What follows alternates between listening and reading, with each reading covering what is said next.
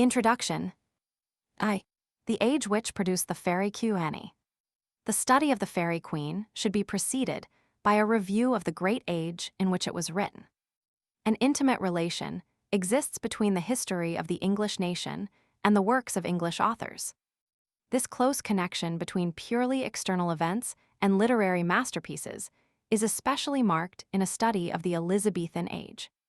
To understand the marvelous outburst of song, the incomparable drama, and the stately prose of this period, one must enter deeply into the political, social, and religious life of the times. The Faerie Queene was the product of certain definite conditions which existed in England toward the close of the 16th century.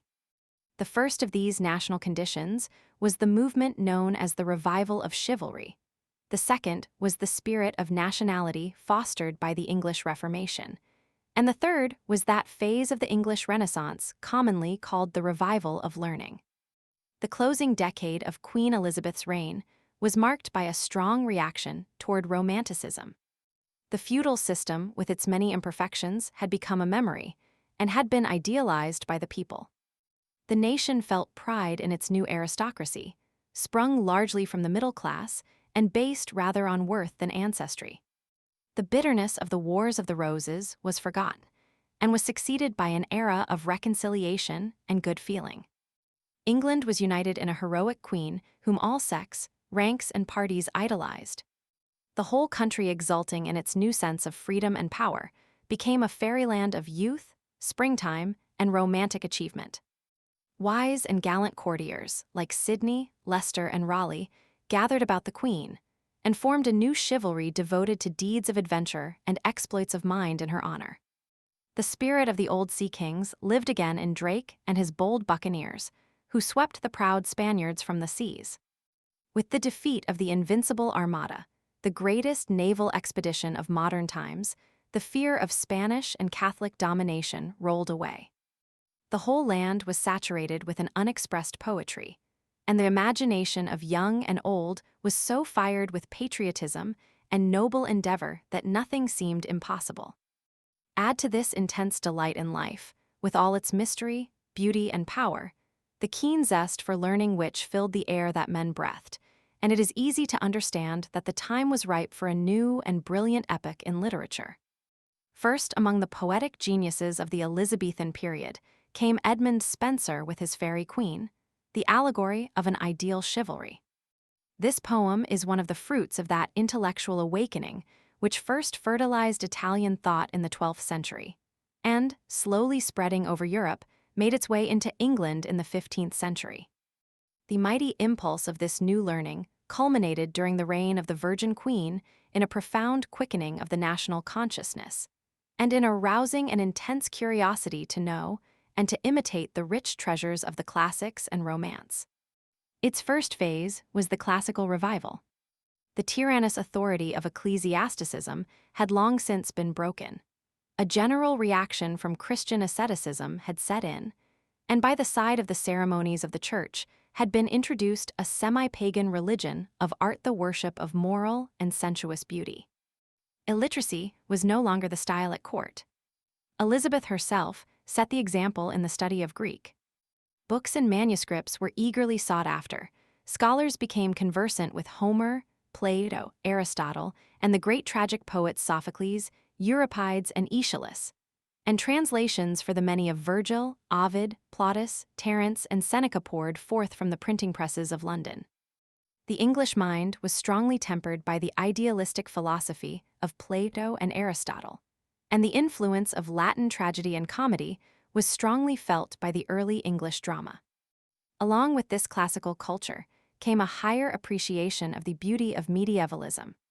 The romantic tendency of the age fostered the study of the great epics of chivalry, Ariosto's Orlando Furioso and Tasso's Jerusalem Delivered, and of the cycles of French romance. From the Italian poets, especially Spenser, borrowed freely. Ariosto's fresh naturalness and magic machinery influenced him most strongly, but he was indebted to the semi-classical Tasso for whole scenes. On the whole, therefore, Spenser's literary affinities were more with the Gothic than the classical. Spenser was also the spokesman of his time on religious questions. The violent controversies of the Reformation period were over. Having turned from the beliefs of ages with passionate rejection, the English people had achieved religious freedom and were strongly rooted in Protestantism, which took on a distinctly national aspect. That Calvinism was at that time the popular and aristocratic form of Protestantism is evident from references in the Faerie Queene. Spenser lived in the afterglow of the great age of chivalry. The passing glories of knighthood in its flower impressed his imagination like a gorgeous dream, and he was thus inspired to catch and crystallize into permanent art its romantic spirit and heroic deeds. Into the framework of his romance of chivalry, he inserted a veiled picture of the struggles and sufferings of his own people in Ireland. The Faerie Queene might almost be called the epic of the English conquest of Ireland. The poet himself and many of his friends were in that unhappy island as representatives of the Queen's government, trying to pacify the natives and establish law and order out of discontent and anarchy. Spenser's poem was written for the most part amidst all these scenes of misery and disorder, and the courage, justice, and energy shown by his countrymen were aptly portrayed under the allegory of a mighty spiritual warfare of the knights of old against the power of evil. Spenser's essay on a view of the present state of Ireland shows that, far from shutting himself up in a fool's paradise of fancy, he was fully awake to the social and political condition of that turbulent island, and that it furnished him with concrete examples of those vices and virtues, bold encounters and hairbreadth escapes, strange wanderings and deeds of violence, with which he has crowded the allegory of the Faerie Queene. 2. The author of the Faerie Queene. Edmund Spenser was born in London near the Tower in the year 1552. His parents were poor, though they were probably connected with the Lancashire branch of the old family of Le Despensers, an house of ancient fame, from which the Northampton Spensers were also descended. The poet's familiarity with the rural life and dialect of the North Country supports the theory that as a boy he spent some time in Lancashire. Beyond 2 or 3 facts, nothing is known with certainty of his early years. He himself tells us that his mother's name was Elizabeth, and that London was his most kindly nurse. His name is mentioned as one of 6 poor pupils of the merchant tailor's school who received assistance from a generous country squire. At the age of 17, Master Edmund became a student in Pembroke Hall, one of the colleges of the great University of Cambridge.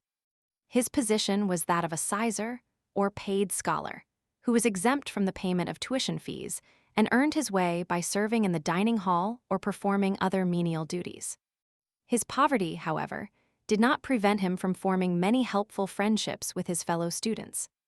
Among his most valued friends, he numbered Launcelot Andrews, afterward Bishop of Winchester, Edward Kirke, a young man of Spenser's own age, who soon after edited his friend's first important poem, The Shepherd's Calendar, with elaborate notes, and most important of all, the famous classical scholar, a fellow of Pembroke, Gabriel Harvey, who was a few years older than Spenser, and was later immortalized as the Hobbinol of the Faerie Queene. It was by Harvey that the poet was introduced to Sir Philip Sidney, the most accomplished gentleman in England, and a favorite of Queen Elizabeth. Spenser's residence in Cambridge extended over 7 years, during which he received the usual degrees of Bachelor and Master of Arts. He became one of the most learned of English poets, and we may infer that while at this seat of learning, he laid the foundations for his wide scholarship in the diligent study of the Greek and Latin classics, the philosophy of Plato and Aristotle, the pastoral poetry of Theocritus and Virgil, and the great medieval epics of Italian literature. On account of some misunderstanding with the master and tutors of his college, Spenser failed to receive the appointment to a fellowship and left the university in 1576 at the age of 24. His failure to attain the highest scholastic recognition was due, it is supposed, to his being involved in some of the dangerous controversies which were ripe in Cambridge at that time, with daily spawning of new opinions and heresies in divinity, in philosophy, in humanity, and in manners. On leaving the university, Spenser resided for about a year with relatives in Lancashire, where he found employment. During this time, he had an unrequited love affair with an unknown beauty whom he celebrated in the shepherd's calendar under the name of Rosalind, the widow's daughter of the glen. A rival, Menalches, was more successful in finding favor with his fair neighbor. Although he had before this turned his attention to poetry by translating the sonnets of Petrarch and Du Bellay, published in 1569, it was while here in the North Country that he first showed his high poetic gifts in original composition. After a visit to Sir Philip Sidney at Penshurst, Spenser went down to London with his friend in 1578 and was presented to Sidney's great-uncle, the Earl of Leicester. He thus at once had an opportunity for advancement through the influence of powerful patrons, a necessity with poor young authors in that age. An immediate result of his acquaintance with Sidney, with whom he was now on relations of intimate friendship, was an introduction into the best society of the metropolis. This period of association with many of the most distinguished and cultivated men in England, together with the succession of brilliant pageants, masques, and processions, which he witnessed at court and at Lord Leicester's mansion, must have done much to refine his tastes and broaden his outlook on the world. In personal appearance, Spenser was a fine type of a 16th-century gentleman. The grace and dignity of his bearing was enhanced by a face of tender and thoughtful expression in which warmth of feeling was subdued by the informing spirit of refinement, truthfulness, simplicity, and nobility. He possessed a fine dome-like forehead, curling hair, brown eyes, full sensuous lips, and a nose that was straight and strongly molded. His long spare face was adorned with a full mustache and a closely cropped Van Dyke beard. The Shepherd's Calendar was published in the winter of 1579 with a grateful and complimentary dedication to Sidney. It is an academic exercise consisting of a series of 12 pastoral poems in imitation of the eclogues of Virgil and Theocritus. The poem is cast in the form of dialogues between shepherds who converse on such subjects as love, religion, and old age. In 3 eclogues, the poet attacks with Puritan zeal the pomp and sloth of the worldly clergy, and one is devoted to the courtly praise of the Queen. It was at once recognized as the most notable poem that had appeared since the death of Chaucer, and placed Spenser immediately at the head of living English poets. In 1580, Spenser went over to Ireland as private secretary to Lord Grey of Wilton, the artigal of the legend of justice in the Faerie Queene. After the recall of his patron, he remained in that turbulent island in various civil positions for the rest of his life, with the exception of 2 or 3 visits and a last sad flight to England. For 7 years he was clerk of the Court of Chancery in Dublin, and then was appointed clerk to the Council of Munster. In 1586, he was granted the forfeited estate of the Earl of Desmond in Cork County, and 2 years later took up his residence in Kilcolman Castle, which was beautifully situated on a lake with a distant view of mountains. In the disturbed political condition of the country, life here seemed a sort of exile to the poet, but its very loneliness and danger gave the stimulus needed for the development of his peculiar genius. Here, says Mr. Stopford Brook, at the foot of the Galtees, and bordered to the north by the wild country, the scenery of which is frequently painted in the Faerie Queene, and in whose woods and savage places such adventures constantly took place in the service of Elizabeth as are recorded in the Faerie Queene. The first 3 books of that great poem were finished. Spenser had spent the first 3 years of his residence at Kilcolman at work on this masterpiece, which had been begun in England under the encouragement of Sidney, probably before 1580. The knightly Sidney died heroically at the Battle of Zutphen in 1586, and Spenser voiced the lament of all England in the beautiful pastoral elegy Astrophel, which he composed in memory of the most noble and valorous knight. Soon after coming to Ireland, Spenser made the acquaintance of Sir Walter Raleigh, which ere long ripened into intimate friendship. A memorable visit from Raleigh, who was now a neighbor of the poet's, having also received a part of the forfeited Desmond estate, led to the publication of the Faerie Queene. Sitting under the shade of the green alders of the Mulla's shore, Spenser read to his guest the first books of his poem. So pleased was Raleigh that he persuaded the poet to accompany him to London, and there lay his poem at the feet of the great Queen, whose praises he had so gloriously sung.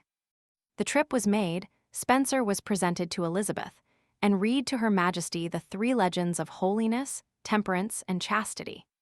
She was delighted with the fragmentary epic, in which she heard herself delicately complimented in turn as Gloriana, Belphobe, and Britomart, conferred upon the poet a pension of £50 yearly, and permitted the Faerie Queene to be published with a dedication to herself. Launched under such auspices, it is no wonder that the poem was received by the court and all England with unprecedented applause. The next year, while still in London, Spenser collected his early poems and issued them under the title of Complaints.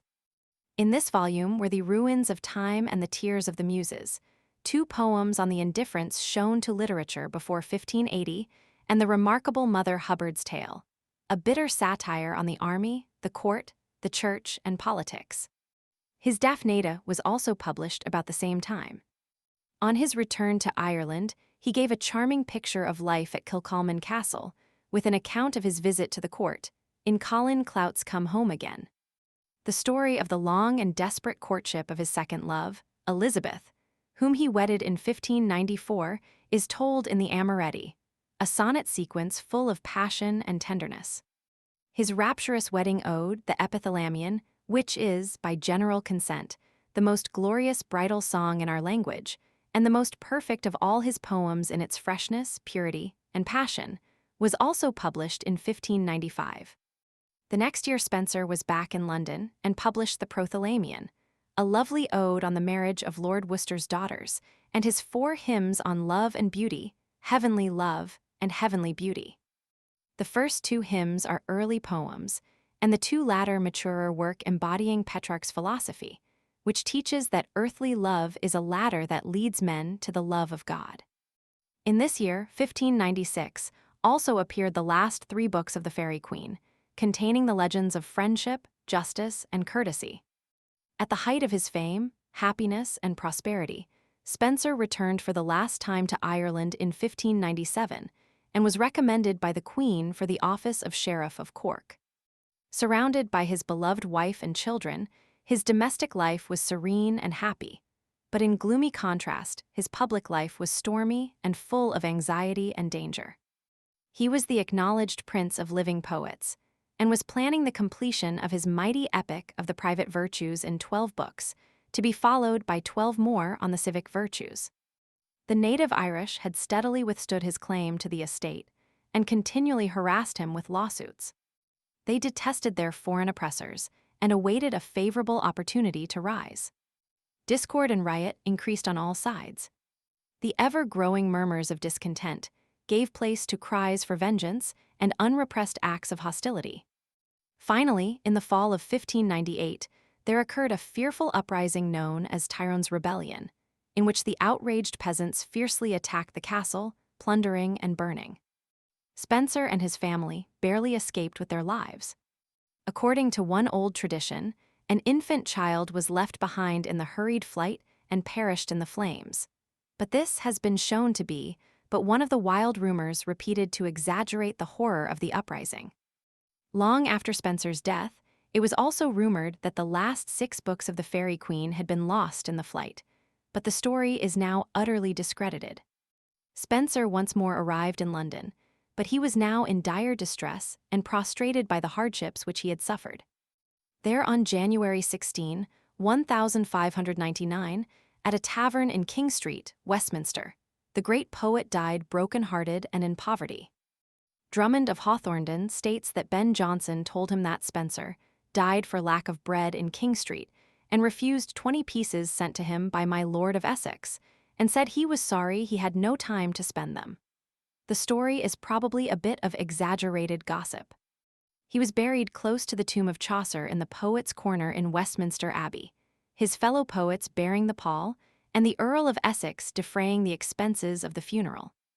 Referring to the death of Spenser's great contemporary, Bass wrote, "Renowned Spenser, lie a thought more nigh to learn Chaucer, and rare Beaumont lie a little nearer Spenser, to make room for Shakespeare in your threefold, fourfold tomb." Thus, says Mr. Stopford Brooke appropriately, London, his most kindly nurse, takes care also of his dust, and England keeps him in her love. Spenser's influence on English poetry can hardly be overestimated. Keats called him the poet's poet, a title which has been universally approved. He is the poet of all others, says Mr. Saintsbury, for those who seek in poetry only poetical qualities. His work has appealed most strongly to those who have been poets themselves, for with him the poetical attraction is supreme. Many of the greatest poets have delighted to call him master, and have shown him the same loving reverence which he gave to Chaucer. Minor poets like Sidney, Drayton, and Daniel paid tribute to his inspiration. Milton was deeply indebted to him, especially in Lycidas, and many of the pensive poets of the 17th century show traces of his influence. Spenser delighted Shakespeare, says Mr. Church. He was the poetical master of Cowley, and then of Milton, and in a sense of Dryden and even Pope.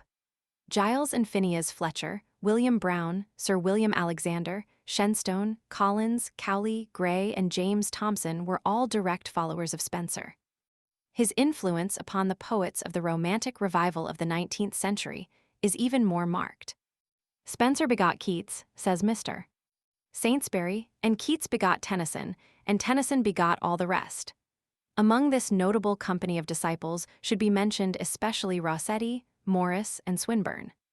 If we include within the sphere of Spenser's influence also those who have made use of the stanza which he invented, we must add the names of Burns, Shelley, Byron, Beattie, Campbell, Scott, and Wordsworth. When we consider the large number of poets in whom Spenser awakened the poetic gift, or those to whose powers he gave direction, we may safely pronounce him the most seminal poet in the language. 3. Study of the Faerie Queene. 1. A romantic epic, the Faerie Queene, is the most perfect type, which we have in English of the purely romantic poem. 4 elements enter into its composition. It is pastoral by association, chivalrous by temper, ethical by tendency, and allegorical by treatment. Renton. Its subject was taken from the old cycle of Arthurian legends, which were brightened with the perilous magic of Ariosto and Tasso. The scene of the adventures is laid in the enchanted forests and castles of the faraway and unreal fairyland of medieval chivalry, and the incidents themselves are either highly improbable or frankly impossible. The language is frequently archaic and designedly unfamiliar. Much of the machinery and properties used in carrying on the story, such as speaking myrtles, magic mirrors, swords, rings, impenetrable armor, and healing fountains, is supernatural. All the characters, the knights, ladies, dwarfs, magicians, dragons, nymphs, satyrs, and giants are the conventional figures of pastoral romance. The framework of the plot of the Faerie Queene is vast and loosely put together. There are 6 main stories, or legends, and each contains several digressions and involved episodes. The plan of the entire work, which the author only half completed, is outlined in his letter to Sir Walter Raleigh. This letter serves as an admirable introduction to the poem and should be read attentively by the student. Gloriana, the Queen of Fairyland, holds at her court a solemn feudal festival, lasting 12 days, during which she sends forth 12 of her greatest knights on as many separate adventures. The knights are commissioned to champion the cause of persons in distress and redress their wrongs. The ideal knight, Prince Arthur, is the central male figure of the poem. He is enamored of Gloriana, having seen her in a wondrous vision, and is represented as journeying in quest of her. He appears in all of the legends at opportune moments to succor the knights when they are hard beset or in the power of their enemies. The 6 extant books contain respectively the legends of I, the Knight of the Red Cross or Holiness, 2 Sir Guyon, the Knight of Temperance, 3 Britomart, the female Knight of Chastity, 4 Sir Campbell and Sir Triamond, the Knights of Friendship, 5 Sir Artegall, the Knight of Justice, and 6 Sir Calidore, the Knight of Courtesy. Book 1 is an allegory of man's relation to God, Book 2, of man's relation to himself, Books 3, 4, 5, and 6, of man's relation to his fellow man. Prince Arthur, the personification of magnificence, by which Spenser means magnanimity, Aristotle's, is the ideal of a perfect character, in which all the private virtues are united. It is a poem of culture, inculcating the moral ideals of Aristotle and the teachings of Christianity. 2. Influence of the new learning like Milton, Gray, and other English poets. Spenser was a scholar familiar with the best in ancient and modern literature. As to Spenser's specific indebtedness, though he owed much in incident and diction to Chaucer's version of the Romance of the Rose and to Malory's Mort 500 Arthur, the great epic poets, Tasso and Ariosto, should be given first place. The resemblance of passages in the Faerie Queene to others in the Orlando Furioso, and the Jerusalem Delivered is so striking that some have accused the English poet of paraphrasing and slavishly borrowing from the two Italians. Many of these parallels are pointed out in the notes. To this criticism, Mr. Saintsbury remarks, "Not, perhaps, till the Orlando has been carefully read and read in the original is Spenser's real greatness understood. He has often, and evidently of purpose, challenged comparison, but in every instance it will be found that his beauties are emphatically his own. He has followed Ariosto only as Virgil has followed Homer, and much less slavishly. The influence of the new learning is clearly evident in Spenser's use of classical mythology. Greek myths are placed side by side with Christian imagery and legends. Like Dante, the poet did not consider the Hellenic doctrine of sensuous beauty to be antagonistic to the truths of religion. There is sometimes an incongruous confusion of classicism and medievalism, as when a magician is seen in the house of Morpheus and a sorcerer goes to the realm of Pluto. Spenser was guided by a higher and truer sense of beauty than the classical purists know. A very attractive element of his classicism is his worship of beauty. The Greek conception of beauty included two forms, the sensuous and the spiritual. So richly colored and voluptuous are his descriptions that he has been called the painter's poet, the Rubens, and the Raphael of the poets. As with Plato, Spenser's idea of the spiritually beautiful includes the true and the good. Sensuous beauty is seen in the forms of external nature, like the morning mist and sunshine, the rose gardens, the green elders, and the quiet streams. His ideal of perfect sensuous and spiritual beauty combined is found in womanhood. Such a one is Una, the dream of the poet's young manhood, and we recognize in her one whose soul is as fair as her face-an idealized type of a woman in real life who calls forth all our love and reverence. 3. Interpretation of the allegory in the 16th century. It was the opinion of Puritan England that every literary masterpiece should not only give entertainment, but should also teach some moral or spiritual lesson. No one, says Mr. Patty, after reading Spenser's letter to Raleigh, can wander far into Spenser's poem without the conviction that the author's central purpose was didactic, almost as much as was Bunyan's in Pilgrim's Progress.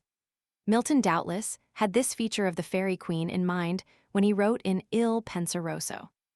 And if aught else great bards beside in sage and solemn tunes have sung of tourneys, and of trophies hung, of forests and enchantments drear, where more is meant than meets the ear. That the allegory of the poem is closely connected with its aim and ethical tendency is evident from the statement of the author that the general end therefore of all the book is to fashion a gentleman or noble person in virtuous and gentle discipline, which for that I conceived should be most plausible and pleasing, being colored with an historical fiction, the which the most part of men delight to read, rather for variety of matter than for profit of the ensample. The Faerie Queene is, therefore, according to the avowed purpose of its author, a poem of culture. Though it is one of the most highly artistic works in the language, it is at the same time one of the most didactic. It professes, says Mr. Church, to be a veiled exposition of moral philosophy. The allegory is threefold: moral, religious, and personal. A moral allegory. The characters all represent various virtues and vices, whose intrigues and warfare against each other symbolize the struggle of the human soul after perfection. The Redcrosse Knight, for example, personifies the single private virtue of holiness, while Prince Arthur stands for that perfect manhood which combines all the moral qualities. Una represents abstract truth, while Gloriana symbolizes the union of all the virtues in perfect womanhood. B. Religious or spiritual allegory. Under this interpretation, the Redcrosse Knight is a personification of Protestant England or the church militant, while Una represents the true religion of the Reformed Church. On the other hand, Archimago symbolizes the deceptions of the Jesuits, and Dusa the false church of Rome masquerading as true religion. 100. Personal and political allegory. Here, we find a concrete presentation of many of Spenser's chief contemporaries. One of Spenser's prime objects in composing his epic was to please certain powerful persons at court, and above all to win praise and patronage from the vain and flattery-loving queen, whom he celebrates as Gloriana. Prince Arthur is a character that similarly pays homage to Lord Leicester. In the Redcrosse Knight, he compliments, no doubt, some gentlemen like Sir Philip Sidney or Sir Walter Raleigh, as if he were a second saint. George, the patron saint of England, while in Una we may see idealized some fair lady of the court. In Archimago, he satirizes the odious King Philip II of Spain, and in False Dusa the fascinating intriguer, Mary Queen of Scots, who is undeserving so hard a blow. Key to the allegory in Book 1. Characters moral religious, and personal and spiritual political. Redcrosse Knight holiness, Reformed England St. George. Una truth true religion. Prince Arthur magnificence, or Protestantism, or Lord Leicester private virtue the church militant. Gloriana glory spiritual beauty Queen Elizabeth. Archimago hypocrisy, the Jesuits Philip II of Spain. Dusa falsehood false religion Mary Queen of Scots, Church of Rome. Orgoglio carnal pride Antichrist Pope Sixtus V. The Lion reason, Reformation by force Henry VIII, natural honor civil government. The dragon sin the devil, Satan Rome and Spain. Sir Saturne natural courage law, and order Sir John Perrott in Ireland. The monster avarice greed of Romanism, Romish priesthood. Corsica blind devotion, Catholic penance Irish nuns superstition. Abessa flagrant sin immorality Irish nuns. Kirkapine church robbery, religious state Irish clergy of Ireland and laity. Sanse infidelity. Sanse joylessness pagan religion the Sultan and the Saracens. Sansley lawlessness. The dwarf prudence common sense. Sir Trevisan fear. The squire purity the Anglican clergy. The horn truth the English Bible. Lucifera pride, vanity woman of Babylon Church of Rome. 4. The Spenserian stanza the Faerie Queene is written in the Spenserian stanza, a form which the poet himself invented as a suitable vehicle for a long narrative poem. Suggestions for its construction were taken from 3 Italian meters: the ottava rima, the terza rima, the sonnet, and the ballade stanza. There are 8 lines in the iambic pentameter measure, 5 accents, e.g. 5 5/5/5 5/a gen tle night was pricking on the plane, followed by 1 iambic hexameter or alexandrine 6 accents, e.g. 5/5/5/5/5/5/ as one for night ligeists and fierce encount ers fit. The rhymes are arranged in the following order: ob bc bcc. It will be observed that the 2 quatrains are bound together by the first 2 B rhymes, and the alexandrine, which rhymes with the 8th line, draws out the harmony with a peculiar lingering effect. In scanning and reading, it is necessary to observe the laws of accentuation and pronunciation prevailing in Spenser's day, e.g. in learned I, undeserved I2, and wounds 5:17. The final syllable is sounded, patience 10:29 is trisyllabic, devotion 10:40 is 4 syllables, and entertainment 10:37 is accented on the 2nd and 4th syllables. Frequently there is in the line a caesural pause, which may occur anywhere, e.g. and quite dismembred hath the thirsty land dronk up his life, his course left on the strand. 3:20. The rhythm of the meter is also varied by the alternating of end-stopped and run-on lines, as in the last quotation. An end-stopped line has a pause at the end, usually indicated by some mark of punctuation. A run-on line should be read closely with the following line, with only a slight pause to indicate the line unit. Monotony is prevented by the occasional use of a light or feminine ending, a syllable on which the voice does not or cannot rest, e.g. then choosing out few words most horrible, I-37, that for his love refused deity. 3-21, his ship far come from watery wilderness. 3-32. The use of alliteration, i.e., having several words in a line beginning with the same letter, is another device frequently employed by Spenser for musical effect, e.g., in which that wicked white his days doth wear. I-36, sweet slombering Dio, the which to sleep them bids. I-36. 5. Versification. In the handling of his stanza, Spenser revealed a harmony, sweetness, and color never before dreamed of in the English. Its compass, which admitted of an almost endless variety of cadence, harmonized well with the necessity for continuous narration. It appeals to the eye as well as to the ear, with its now languid, now vigorous, but always graceful turn of phrase. Its movement has been compared to the smooth, steady, irresistible sweep of water in a mighty river. Like Lyly, Marlowe, and Shakespeare, Spenser felt the new delight in the pictorial and musical qualities of words, and invented new melodies and word pictures. He aimed rather at finish, exactness, and fastidious neatness than at ease, freedom, and irregularity, and if his versification has any fault, it is that of monotony. The atmosphere is always perfectly adapted to the theme. 6. Diction and style. The peculiar diction of the Faerie Queene should receive the careful attention of the student. As a romantic poet, Spenser often preferred archaic and semi-obsolete language to more modern forms. He uses 4 classes of words that were recognized as the proper and conventional language of pastoral and romantic poetry, viz. A. Archaisms, B. Dialect, 100 classicisms, and 500 Gallicisms. He did not hesitate to adopt from Chaucer many obsolete words and grammatical forms. Examples are the double negative with ni, ein, lenger, don, iclad, herod, perches, rot, seely, stower, swinge, och, and without. He also employs many old words from Layman, Wycliffe, and Langland, like swelt, younglings, noy, kest, hurdle, and loft.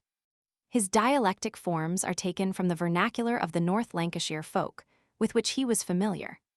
Some are still a part of the spoken language of that region, such as Brent, Cruddled, Forswat, Fearin, Foray, Pite, Sithen, Carl, and Cark. Examples of his use of classical constructions are the ablative absolute as which don 4:43, the relative construction with when as which when I-17, that when 7:11, the comparative of the adjective in the sense of to, as weaker I-45, harder 2:36, the participial construction after till as till further trial made, I-12, the superlative of location as middest 4:15, and the old gerundive as wandering wood I-13.